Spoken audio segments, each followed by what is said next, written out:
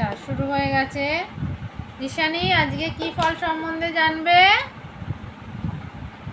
আনারস। এটাকে কি বলে? ওটাকে কি ফল বলে? হ্যাঁ, ঠিক আছে। ওটাকে কি ফল বলে? ওটাকে কি ফল বলে? ওর নাম কি? না, আগে কালার বলতে না। ওটা কি আগে তো জানতে হবে, তবে তোর কালার সম্বন্ধে জানবো। বলো, ওর নাম কি? যেটা হাতে ধরে আছো ওর নাম কি? বলো তোমার নাম কি? বন্ধুরা বলবে এই বাবা দিশানি জানেই না, আবার ভিডিও করতে বসেছে। এক্ষুনি তো বন্ধুরা সব বলবে। তুমি বলো ওর নাম কি? ওটাকে কি বলো? হ্যাঁ। আর আনারসকে ইংলিশে কি বলে? তুমি তো জানো। ইংলিশে কি বলে আনারসের আর একটা নাম কি?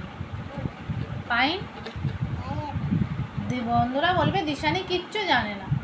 দিশানি নিজে থেকে কিচ্ছু বলতে পারছে না, দিশানি কিচ্ছু জানে না। আচ্ছা, ওর কালার কি?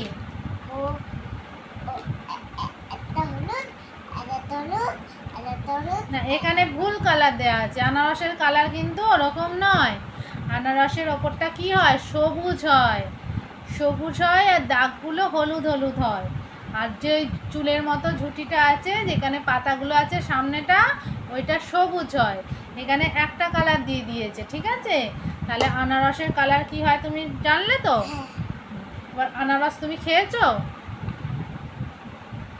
এখনো দিশানি আনারস খায়নি, কারণ যেসব বেবিরা দুধ খায় তাদের আনারস না দেওয়াই ভালো, কারণ দুধের পর আনারস খেতে নেই।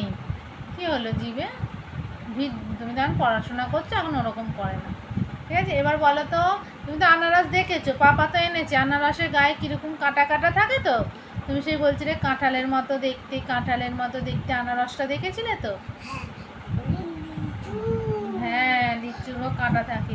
আচ্ছা, আনারস কেমন ফল জানো? কিরকম খেতে? তুমি তো খাওনি, তুমি তো জানো না।